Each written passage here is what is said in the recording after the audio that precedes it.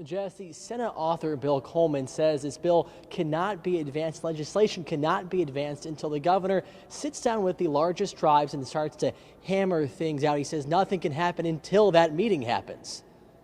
My opinion is it was missing a conversation between the governor and the tribes. I think those two parties really need to sit down and work out on sports betting. Senator Bill Coleman says that is why the Senate decided not to move forward with House Bill 1027, legislation that looked to bring legal in-person and mobile sports betting to Oklahoma.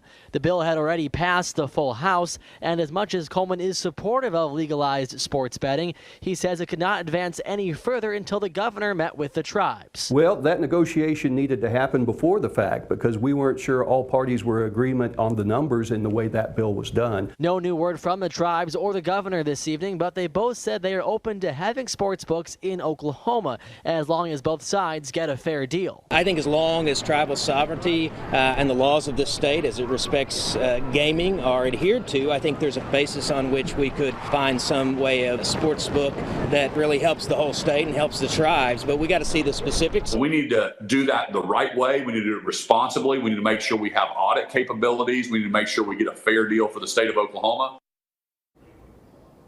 Both the House Rep and State Senator Ken Luttrell and Bill Coleman pushing these bills say they plan to file it again next session, but of course that won't be until next year, 2024.